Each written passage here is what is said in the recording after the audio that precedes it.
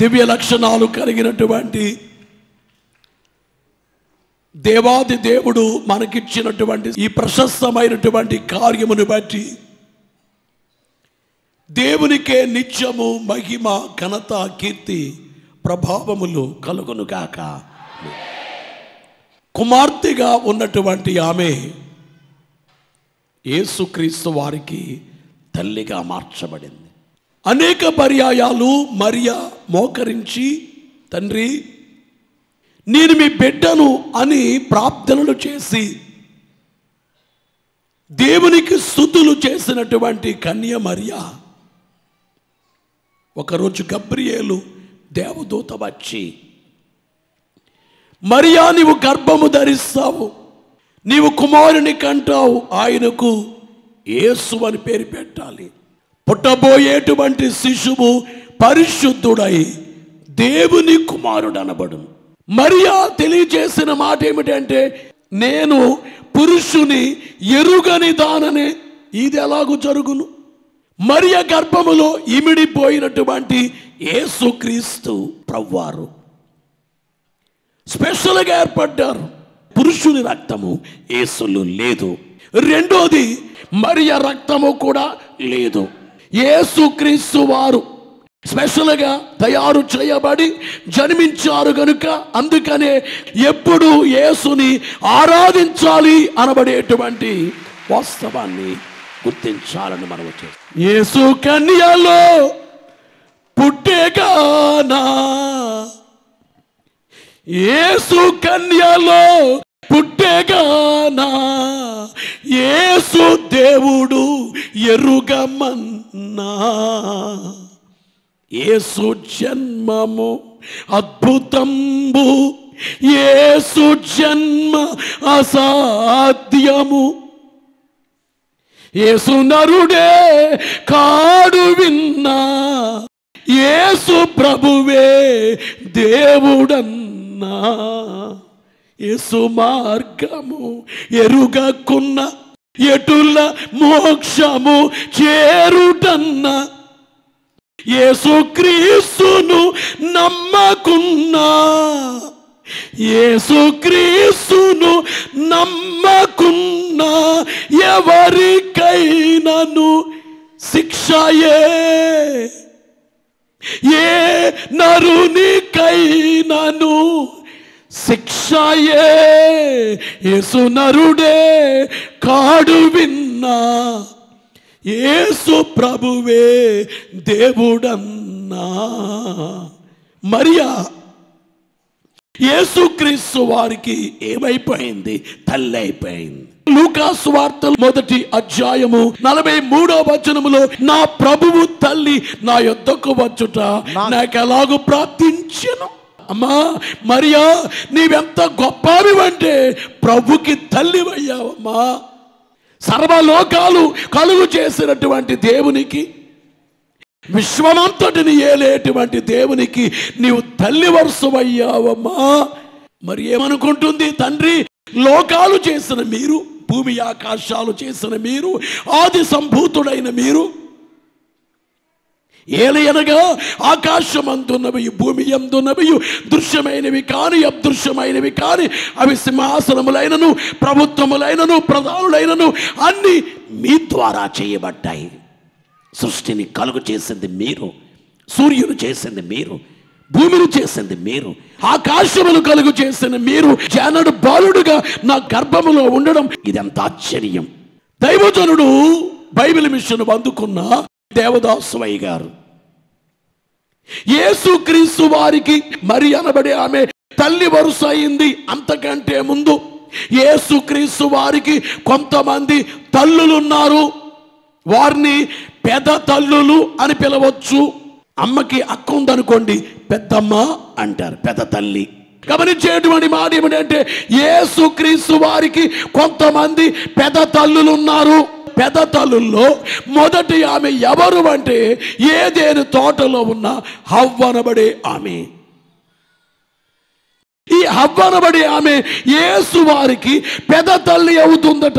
ఎలాగవుతుంది? పెద్ద తల్లి కావడానికి ఆమెలో ఉన్నది ఏమిటి అనే దాన్ని చూస్తే, హవ్వ అనబడేటువంటి ఆమెలో నుంచి మొట్టమొదటిగా ఓ కుమారుడు వచ్చాడు. ఆయన పేరు కయ్యూను, నరహంతకుడు, తమ్ముణ్ణే చంపిన వ్యక్తి. రెండో కుమారుడేమో దేవునికి ఇష్టమైనటువంటి బలికి సంబంధించినటువంటి గొర్రెల్ని తీసుకుని వెళ్ళి దేవునికి ఇచ్చినటువంటి హేబేలు. ఈ హేబేలు అనబడేటువంటి ఆయన రాబోయేటువంటి అసలైన బలి అర్పించబడేటువంటి యేసు వారికి హేబేలు ఒక సాదృశ్యం.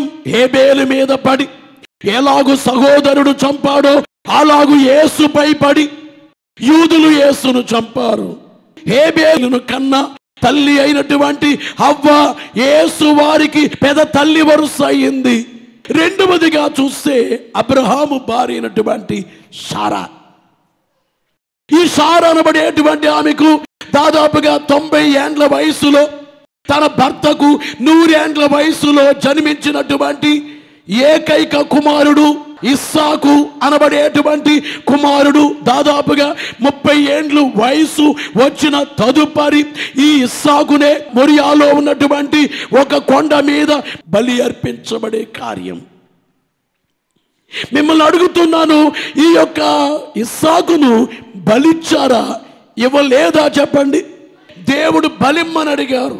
దేవుడు మనిషి బలి కోరరు, కానీ బలిమ్మన్నారు. తీరా బలిచ్చే టైంలో, కత్తి పైకెత్తిన టైంలో దేవుడు అన్నారు, అబ్రామా నువ్వు బలి వద్దు, నీ విశ్వాసాన్ని పరీక్షించాను, నీవు నాకు ఇస్తావో ఇవ్వవో అని పరీక్షించాను, నీ కుమారుని బలిగా ఇవ్వద్దు అన్నారు. కానీ బైబిల్లో హెబ్రీ పత్రిక 11వ అధ్యాయము 17వ వచనములో అబ్రహాము శోధింపబడి విశ్వాసమును బట్టి ఇస్సాకును బలిగా అర్పించెను. బలో యేసు మహారాజుకు. అంటే ఇప్పుడు చెప్పండి, బలిగా ఇచ్చేసారట, ఇవ్వలేదా?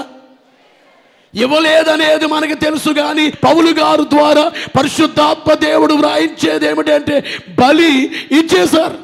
అంటే అంతవరకు వచ్చిందంటే ఇచ్చేసినట్లే. ఇస్సాకు చావలేదు, కానీ చనిపోయినంతగా ఇచ్చి వేసినటువంటి కార్యం. ప్రియమనిచ్చే మాట ఏమిటంటే ఇస్సాకు అనబడేటువంటి ఆయన ఏ విధముగా కట్టెల మీద పెట్టబడ్డాడో, కాళ్ళు చేతులు కట్టబడ్డాయో, అలాగూ 2000 సంవత్సరాల క్రితం యేసుక్రీస్తు వారు సిలువ అనబడే బలిపీఠం మీద యేసుక్రీస్తు వారు బలియాగము చెందారు. యేసుక్రీస్తు అనబడే రాబోయే గొర్రె పిల్లకు ముందుగా ఒక సాదృశ్యం ఎవరంటే ఇస్సాకు. ఆ ఇస్సాకును కనినటువంటి తల్లి శారా ఒక తల్లి వరుస. అలాగే వివాహమై 20 సంవత్సరాలకి గర్భాన్ని ధరించింది రిబకా. చాలా కుటుంబాల్లో భర్త వేధిస్తాడు, నీకు పిల్లలు లేరు, గొడ్రాలువు, నీవుగాక ఇంకొక ఆమెను చేసుకుంటే బాగుండు అని అంటారు. కానీ ఇస్సాకు అలా మాట్లాడలేదు. ఇస్సాకు ఏం చేశాడు? మోకాళ్ళ మీద ఉండి తండ్రి సంతానము లేకుండా ఉన్నామని ప్రార్థించగానే దేవుడు ఇస్సాకు ప్రార్థన విని రిబకా గర్భాన్ని తెరిచారు. దేవుడు భార్య గర్భాన్ని. బలో యేసు మహారాజుకు. గర్భాన్ని తెరిస్తే ఆమెలో నుంచి వచ్చినటువంటి కుమారులిద్దరు, ఒక ఆయన పేరు ఏశావు, ఇంకొక ఆయన పేరు యాకోబు. గమనించే మాట ఏమిటంటే ఈ యాకోబులో నుండే యేసువారు జన్మించారు. యాకోబులో నక్షత్రము ఉదయించును, అక్షయమగు చుక్క ఒకటి యాకోబులో, అక్షయమగు చుక్క ఒకటి యాకోబులో, లక్షణముగా వలయును రాత్రిపై, రక్షణాతునే సదా నిరీక్షించెను, నక్షత్రం మగు రక్షకుడు దించి, నక్షత్రం మగు రక్షకుడు దించి. అంటే యేసు యాకోబు జనాంగములో ఉదయించడాన్ని బట్టి ఈ రిబకా అనబడేటువంటి ఈమె యేసు వారికి తల్లి వరుస. మరొక తల్లి ఎవరంటే కళ్ళ జబ్బు కలిగినటువంటి లేయా. అందగత్తె సౌందర్యవంతురాలు రాగేలు. ఆమె అక్క అయినటువంటి లేయా ఉందే, లేయా అంతా ఆపోజిట్. ఈమెమో సౌందర్యవంతురాలు, ఈమెమో అందవిహీనమైన ఆమె. ఇప్పుడు మాట గమనించాలి, అందంగా ఉన్న ఆమెకి పిల్లలు పుట్టారా, అందము లేని ఆమెకి పిల్లలు పుట్టారా? తృణీకరించబడిన ఆమె లేయా. లేయాని చూస్తే ఈ ముఖం చూడకూడదు, ఈమె కళ్ళ జబ్బు, కంట్లోని చెప్పుడు నీళ్లు కారుతూ ఉంటాయి, అంత అందంగా లేదు. రాగేలు ఎంత అందంగా ఉందో. ఈవేళ ప్రజలు ఇట్లాంటివే చూసి నాశనం అయిపోతున్నారు. దేవునికి ఏం కావాలంటే ఈ అందం కాదు ఆయనకు కావలసింది, ఈ అందం కావాలి. మీరు తెలియజేసేది ఈ లేయ కళ్ళ జొబ్బామే. కానీ ఈమెకి ఒక గొప్ప బిరుదు వచ్చింది. అదేమిటంటే యేసువారి తల్లి వరుస. ఆదికాండములో 29వ అధ్యాయము 35వ వచనములో ఆమె మరల గర్భవతి అయి కుమారుని కని ఈసారి యెహోవాను స్తుతించెదను అనుకొని యూదా అను పేరు పెట్టాను. గమనించే మాట ఏమిటంటే ఓ పేరు పెట్టింది. జన్మించిన కుమారునికి పెట్టిన పేరు ఏమిటంటే యూదా. యూదానుగా స్తుతి అంటే ఆమె, దేవా ఎందుకు పనికిరాని నన్ను ఈ స్థితికి తీసుకొచ్చారే. మా చెల్లికైతే గర్భఫలము లేదు, కానీ నాకు ఇప్పుడే 4వ కుమారుడు జన్మించాడు, యూదా అని పేరు పెట్టింది. యూదానుగా స్తుతి, యెహోవాను స్తుతించెదను అనుకుని. అందుకనే గమనించే మాట ఏమిటంటే ఈ యూదా గోత్రములో నుండే ఈ లోకములో యేసువారు జన్మించారు. యూదా గోత్రములో నుండి. బోలో యేసు మహారాజుకు. యేసు వారుకున్న బిరుదాల్లో ఓ బిరుదు ఏమిటంటే యూదా గోత్రపు సింహము. ఆదికాండము 49వ అధ్యాయము 9వ వచనములో యూదా కొదమ సింహము. దేవునికి మహిమ కలుగును గాక. యూదా ఎటువంటి వాడట? సింహము లాంటి వాడు. గమనించే మాట ఏమిటంటే సింహం అనగానే మృగరాజు. దైవజనుడు దేవదాసయ్య గారు ఏమన్నారంటే సింహం ఎట్లా ఆ అడవిలో అంతట్లో మృగరాజు, యేసుక్రీస్తు వారు పరిశుద్ధతలో రాజు, ప్రేమలో రాజు, ప్రత్యేకతల్లో రాజు, లక్షణములలో రాజు. యేసుక్రీస్తు వారు రాజు, యేసు రాజు, యేసే రాజు, యేసు రాజు, యేసు రాజు, యేసే రాజు, యేసు రాజు. ఈసా ప్రజాపతి క్రీస్తే రాజు, ఈసా ప్రజాపతి క్రీస్తే రాజు. యేసు మహారాజుకో. యేసు వారు యూదాలో నుంచి రాబోతున్నారు కనుక ఈ యూదాలో నుంచి రాబోయే సింహాన్ని గూర్చి ఏర్పాటు చేయబడిన గోత్రము కాబట్టి ఆ గోత్రకర్త యూదాను కనినటువంటి తల్లి లేయా యేసుక్రీస్తు వారికి తల్లి వరుస. గమనించే మాట ఏమిటంటే ఇంకొక ఆమె ఉంది. ఆమె జీవితం చాలా భయంకరమైన బ్రతుకు. ఎంత భయంకరం అంటే పెండ్లయింది కానీ కొన్ని సంవత్సరాలు భర్తతో కలిసి ఉంది, కానీ సడన్గా భర్త చనిపోయాడు. ఇంకెంత భయంకరం అంటే ఒక పాప కానీ ఒక బాబు కానీ పుడితే వాళ్ళని ఎత్తుకుని భర్త చనిపోయిన ఆ రూపాన్ని చూసుకుని ఒడిలో పెట్టుకుని అలాగైనా ఆదరణ పొందుతారు కొందరు తల్లులు. కానీ ఆమెకి ఆ భాగ్యము కూడా లేదు. ఆమె పేరేమిటి?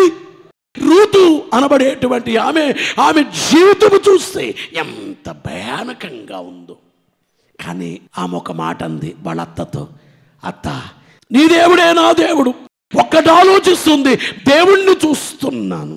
నా అత్త నమ్మిన దేవుడు, నా అత్త వెళ్ళే ఊర్లో యూదా బెత్లెహేములో ఉన్న దేవుడు, ఆ నిజ దేవుడు. మోయాబులో దేవుడు లేరు, అక్కడ దేవుడు ఉన్నారు. కాబట్టి నా అత్తతో నేను వెళతాను అని చెప్పి బయలుదేరి వెళ్ళింది. ఇప్పుడు నేను అంటానండి, దేవుని వైపు చూచిన ఈ వ్యక్తి కూడా ఎప్పుడు పాడైపోరు. చాలామంది అనొచ్చు, నీ జీవితం పాడైపోయింది, నీవెందుకు పనికిరావు, నీవెందుకు ఇంకా అయిపోయింది, నీ భర్త చచ్చిపోయాడు, యవనస్తురాలువు, నీ అత్త కూడా పెడుతున్నావు అని చాలామంది అని ఉండొచ్చు. కానీ ఇదిగో నా అత్త నమ్మిన దేవుడు, నిజ దేవుడు, ఆ దేవుడు నాకు కావాలి. అత్త నీ దేవుడే నా దేవుడు అని చెప్పి బయలుదేరి వచ్చినటువంటి ఆమె ఎంత గొప్ప అయిందంటే యేసుక్రీస్తు వారికి తల్లి వరుస అయింది. యేసు మహారాజుకో. బోయజు అనబడే ఐశ్వర్యవంతుడు ఈ రూతుని పెళ్లి చేసుకున్నాడు. ఈ బోయజు రూతులో నుంచి వచ్చిన ఆయనే, ఓబేదులో నుంచి వచ్చిన ఆయనే, యెషయిలో నుంచి వచ్చిన ఆయనే దావీదు. ఈ దావీదు వంశములో నుంచి వచ్చినటువంటి ఆయనే ప్రభువైనటువంటి యేసుక్రీస్తు. హలో యేసు మహారాజుకు. మీ జీవితంలో కూడా కొన్ని విషాద ఛాయలు మీకున్నాయి. ఋతులేగా విషాద ఛాయలు మీ ఇంట్లో ఉన్నాయి. ఋతులాగే నీ పరిస్థితి, నీ కన్నీళ్ళు లేక నీ కుమార్తె బ్రతుకు ఒక ఋతులేగా కనబడుతుంది నీకు. అందుకే నీ కళ్ళంట నీళ్లు కారుతున్నాయి. ఆమెను చూచి అందరూ నవ్వుంటారు, నీ కుటుంబాన్ని చూచి నలుగురు నవ్వుతున్నారు. అందవికారంగా ఉన్న లేయాను దేవుడు ఆశీర్వదించినట్లు, ఎందుకు పనికిరాని రూతును ఆశీర్వదించినట్లు దేవుడు నీ కుటుంబాన్ని కూడా ఆశీర్వదించటానికి ఆయన సిద్ధంగా ఉన్నాడు. కానీ ఒక్క పని నువ్వు చేయాలి, యేసు వైపు నువ్వు చూడాలంతే. లోకం వైపు, సాతాను వైపు, పాపం వైపు ఈ హృదయం నిండా పాపాన్ని పెట్టుకుంటే నీ దగ్గరికి ఆయన రాలేరు. చాలామంది జీవితాలు ఎట్లా అంటే, నా హృదయం నిండా పాపం కావాలి, నాకు యేసయ్య కావాలి. అది కాదు, అది తీసి బయట పడి అప్పుడు ఆయన వస్తారు. ఒక తల్లి హవ్వ, ఇంకొక తల్లి సారా, ఇంకొక తల్లి రిబకా, ఇంకొక తల్లి లేయా, ఇంకొక తల్లి ఋతు. గమనించే మాట ఏమిటంటే వీళ్ళందరికీ ప్రభు తల్లులు. అలాంటి వరుస. అయితే ఈ రోజున మీ అందరినీ అడిగేది ఏమిటంటే, యేసుక్రీస్తు వారు నీకు ఏ వరుస? యేసు వారిని అడిగేది ఏమిటంటే, అమ్మా నీవు నా కుమార్తె, బాబు నీవు నా కుమారుడు. మనందరం ఆయన పిల్లలం. బైబిల్లో గొర్రెల కాపరులు ఉన్నారు, పొలములో రాత్రి వేళ మందను కాసుకుంటున్నారు. అక్కడికి గబ్రియేలు దేవదూత వెళ్ళారు, వారితో మాట్లాడారు. ఏమని?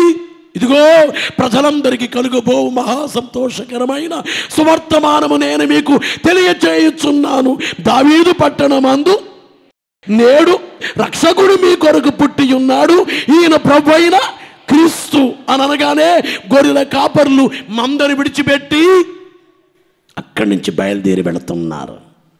రాత్రి వేళ నేను అంటాను చాలాసార్లు, గొర్రెల మందల్ని కాసేటువంటి ఈ గొర్రెల కాపర్లు ఆ మందను చూస్తూ ఓ మాట అన్నారట, గొర్రెల మంద మేము మీ కాపర్లం, మేము కాయపోతే ఎలుగుబంట్లు సింహాలు వచ్చి మిమ్మల్ని చంపేస్తాయి, మేము మీ కాపర్లం. ఇక్కడ మా కాపరి పుట్టారట, మా కాపరి. బోలో యేసు మహారాజుకు. మా కాపరి ఎవరు? యేసువారు పుట్టారు, రక్షకుడు పుట్టారని ఇప్పుడు వచ్చి గబ్రియేలు గారు చెప్పలేదా? కాబట్టి మేము రక్షకుడిని చూడటానికి వెళుతున్నాము. ఒకవేళ గొర్రెలకు కాక మాటలు వచ్చి, ఆ పుట్టిన శిశువు ఉన్నారే మీకేమవుతారు? అవ్వకేమో కుమారుడు, సారాకు కుమారుడు, రిబకా కుమారుడు, లేయాకు కుమారుడు, రూతు కుమారుడు, మరి మీకాయన ఎవరు? ఆయన మాకు రక్షకుని వరుస. ఆయన ఎవరంటే రక్షకుడు. రక్షకుడు దయించి నాడట మన కొరకు పరమ రక్షకుడు దయించి నాడట, రక్షకుడు దయించి నాడు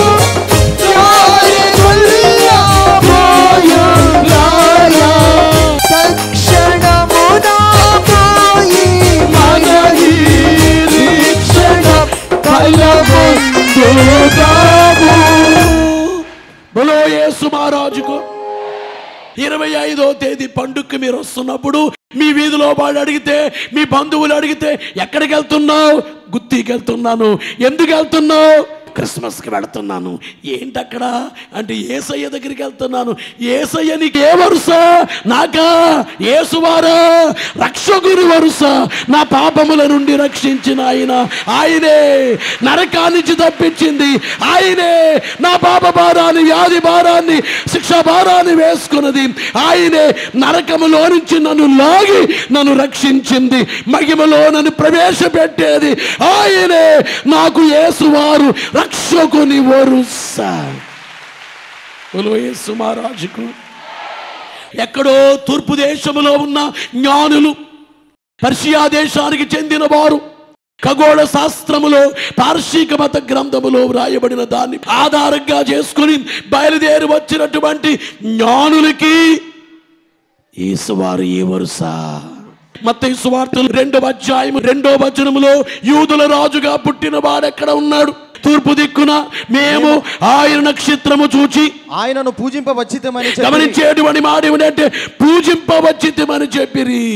వినాలి ప్రియులారా, యేసుక్రీస్తు వారు వీరికి ఏ వరుస అంటే పూజనీయుడు.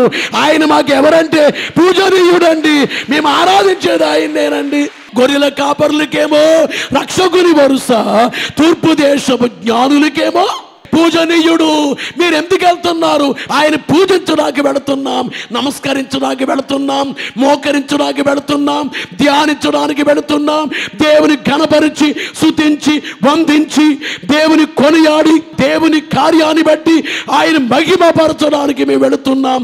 ఎందుకు వెళుతున్నామంటే దేవా మీలాంటి వారు లేరు, మీరే పూజనీయుడు, ఆరాధనకు తగిన వారు మీరే, పూజించవలసింది మిమ్మల్నే, ప్రజలందరూ ఆరాధించేది మిమ్మల్నే. అందుకనే యేసు కంటే ఎక్కువగా భార్యను గాని, యేసు కంటే ఎక్కువగా భర్తను గాని, యేసు కంటే ఎక్కువగా నీ పిల్లల్ని చూడొద్దు. యేసు ముందు నెక్స్ట్ నీ పిల్లలు, యేసు తర్వాతే నీ భర్త, యేసు తర్వాతే నీ ఉద్యోగం, యేసు తర్వాతే నీ వ్యాపారం, యేసు తరువాతే ఏదైనా. యేసు వారు ఉండవలసింది మొదటి స్థానం. నీ జీవితంలో నీవు యేసుకు ఏ స్థానం ఇచ్చావు? మీలో కొంతమంది 2వ స్థానములో యేసయ్యని పెట్టారు. మొదటి స్థానమేమో సైతానికి ఇచ్చి 2వ స్థానం యేసయ్యకి ఇచ్చావు. న్యాయమా? మొదటి స్థానం పాపానికి ఇచ్చి 2వ స్థానం పరిశుద్ధతకి ఇస్తావా? మొదటి స్థానమేమో అన్యాయానికి ఇచ్చి 2వ స్థానం న్యాయానికి ఇస్తావా?